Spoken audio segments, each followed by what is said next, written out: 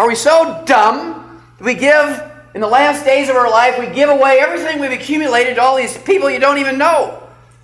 And your kids have to start from zero. Your kids and your grandkids. What are we doing? We have to change our diets. We really have to seriously change our diet, even ones you think of are being healthy. Number one, you have to give up all whole grains. That's what's causing us to be obese.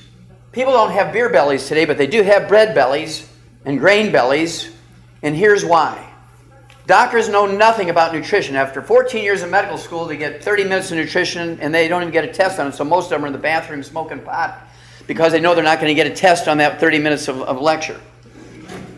And they think in their stupid brains that because you get 4.5 calories from a gram of carbohydrate and 9.0 calories from a gram of fat, that you can't eat fat, you must eat more carbohydrates because you're getting half the calories. Well, you eat a stick of butter, you're going to get 500 calories and you're not hungry all day. You eat a whole grain muffin at Starbucks, blood sugar goes up, your insulin knocks it down, you're hungry again in a half hour. So eat another muffin. Blood sugar goes up, insulin knocks it down, you're hungry again. So now you eat a bag of potato chips with some dip. Blood sugar goes up, insulin knocks it down, you're hungry again. So now you have one of these super-sized juices that are full of sugar. And then your blood sugar goes up, insulin knocks it down, you're hungry again. So now you have a sandwich with French fries. They're organic. They're made with extra virgin olive oil. And so at the end of the day, you've had 5,000 calories eating whole grains. That guy who ate the stick of butter, he's cool. He only got 500 calories. Now, why is this important?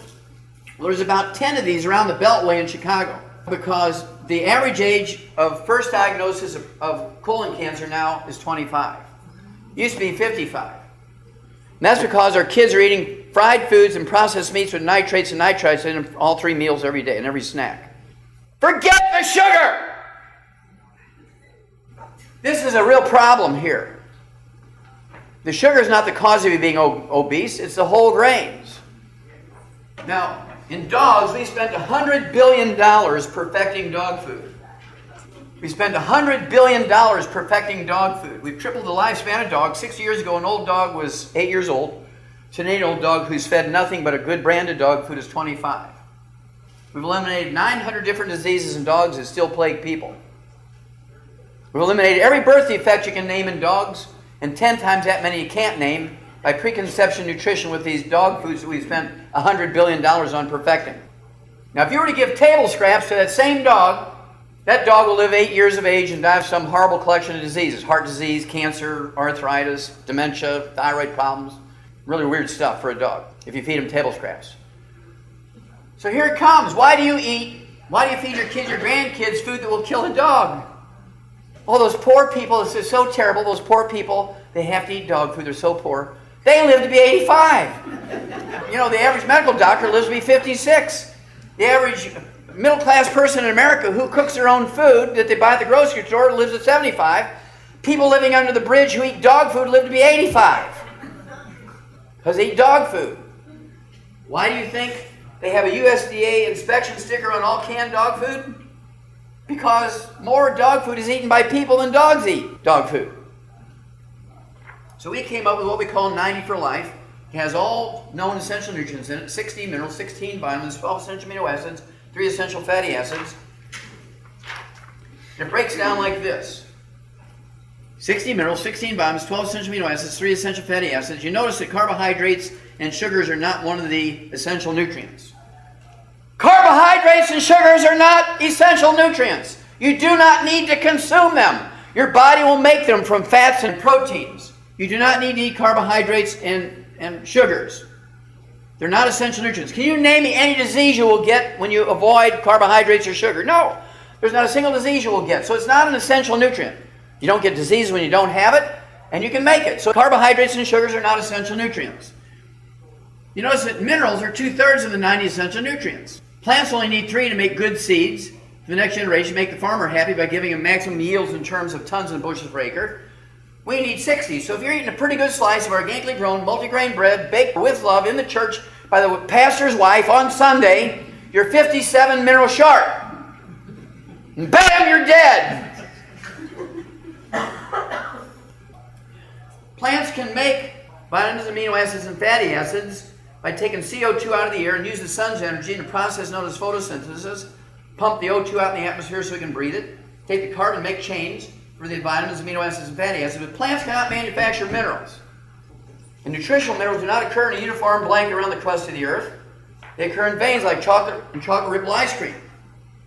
This is a cornfield in western Nebraska. Look at the uniformity in those rows of corn. But can you tell me which row has 3 minerals, which one has 18, which row has 22, which row has 40? You can't tell by looking at it. I can only guarantee you that each one of those rows has at least those 3 major minerals: magnesium, potassium, and phosphorus. That's all I can guarantee. Whatever else is in there, we don't know.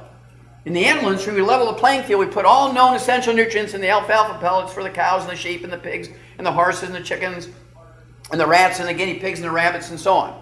Whatever food value is in the food is value added. We don't depend on it. Your doctors who say you have all this wonderful food, just put 4 colors on your plate and eat variety and it's all going to be good. We spend $100 billion making sure the dog food's perfect. A rat eats better than your kid. Those rat pellets are perfect. Every mouthful is perfect. Gerber's has less than 20% of what they need. So you have to supplement. If you think you can eat well enough to supplement, you'll wind up like Steve Jobs, dead at 56.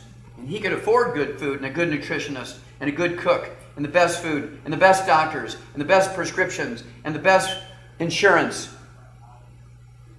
They killed him with ignorance. This is a satellite picture from 100 miles up. This is agricultural land in Southern California. If you grow sweet potatoes, if you grow tomatoes, squash, peas, onions, and these different color bits of land in here, will they all have the same amount and same variety of minerals? And the answer is no. So in the animal industry, we know we have to level the playing field. We give every animal every known nutrient perfectly in every mouthful, and then whatever food value is in the food is value added. We don't depend on it. And this is what makes Youngevity different. This right here. This is a compost pile that's thousands of years old. The volume of this is greater than the Grand Canyon. This is a 1,000-year supply for everybody in America. It has 77 minerals in it, including all 60 essential minerals in optimal amounts per serving, because we calculate out the serving. Each batch is analyzed for us by Coors Laboratory in Golden, Colorado. You got to trust Coors beer. They analyze it so we know exactly what's in there.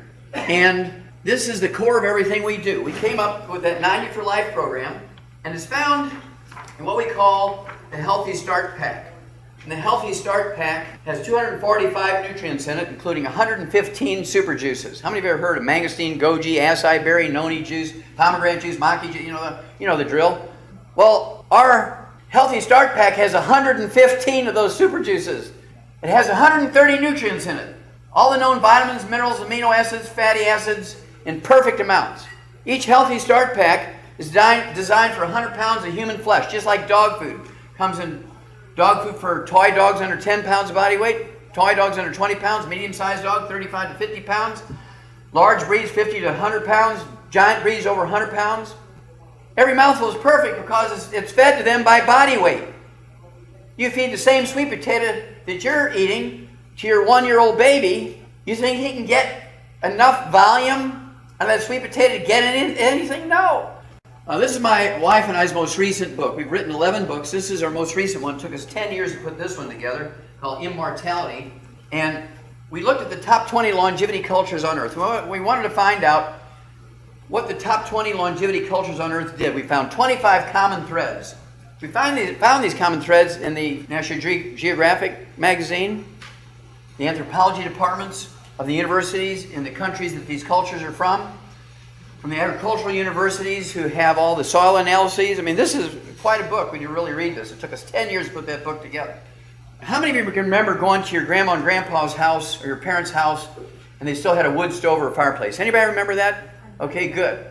What did they do with those wood ashes every morning? Put them in the garden. Now, wood ashes are not ashes. They call them ashes, but they're not ashes. Wood ashes are the minerals that the tree sucked up, and when you burnt the wood for fuel or for cooking, the minerals didn't burn.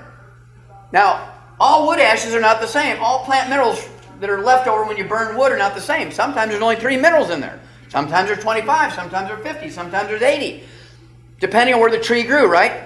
By dumb luck, These top 20 longevity cultures in the world, they're all third world cultures. They are all illiterate. They all use wood as the universal fuel because they don't have electricity. And they all put their wood ashes in their gardens. But by dumb luck, they have 60 to 75 minerals in their soil where they get their trees to burn for fuel. And they put those 60 to 75 minerals in their garden. The vegetables suck it up, they eat the vegetables to get their minerals. Now everybody else around the world still uses wood for fuel. Somalia, for instance, their average lifespan is 29. In the Nicoyan Peninsula, on the Pacific coast of Costa Rica and Central America, it's 90. They have 40 times the 100-year-olds we do. They have 100-year-old per 250 of their population. We have 100-year-old per 10,000. Because by dumb luck, the wood they burn has 65, 70 minerals in it. Now, can everybody in the world, can all 7 billion people in the world move to Costa Rica? No, it's a tiny little place. But you can take that technology, you can take everything we've learned from there and use it here. And that's how we're going to save America. If you join us and become one of our associates, you become a student of this business, I will pay you to save America. America is worth saving, but the people who are trying to do it now are killing it, one person at a time. And so we have to take over. Not a shooting revolution, but a health revolution. Okay? We have to do it. Once you realize, as of 2004, there'd never been a billionaire who lived to be 100. The average lifespan was 78. They die from the same things that everybody else dies from. 7 years later, March of 2011, the average lifespan of billionaires is 66, and there's still never been a billionaire who lived to be 100. Most expensive doctors, expensive food. They can build their own training center and have personal trainers in their houses like Bill Gates. And the average lifespan of a billionaire is 66, and none of them live to be 100. Who lives to be 100? Some illiterate black woman living out in the swamps of Alabama lives to be 120 because she's putting the wood ashes in her garden, and her okra has 65 minerals in it. She's eating crawdads and okra, no doctor because she can't afford them, doesn't even know there's such a thing as a doctor, using her herbs, and she's doing fine, 120 years of age. Okay, I'm going to show you one more thing, and that's my favorite obituary. The guy's name is George Francis. We'll end it with this. He was the oldest man when he died in America in December of 2008, 112. Illiterate. Here's his daughter reading the newspaper to him. He lived through 19 U.S. presidents whose average lifespan was 75. The average lifespan of the doctors who cared for the presidents was 56, half his age. Medical doctors' average lifespan, according to their own surveys, is 56. The average lifespan of presidents is 75. And here's an illiterate black fellow living out in the swamps of Louisiana, lives to be 112. Because he just, by dumb luck, the wood he burned for fuel had 65 minerals in it. He's like the Cajuns, he's like the Creoles, he's like the French. He broke all the rules of healthy eating with a diet heavy on dairy, eggs, and lard sandwiches. All that saturated fat. Well, that's what kept him alive, dummies. We've been following the doctor's instructions. No fat, no fat, no fat. Oil, oil, oil. Bam, you're dead. I mean, when do you get the picture here? He lived on lard, eggs, and butter. And he lived to be 112. And doctors live on cholesterol-lowering drugs, and they die at 56. Billionaires follow the doctor's instructions. They live to be 66. How much data do you need? Flee! God bless you.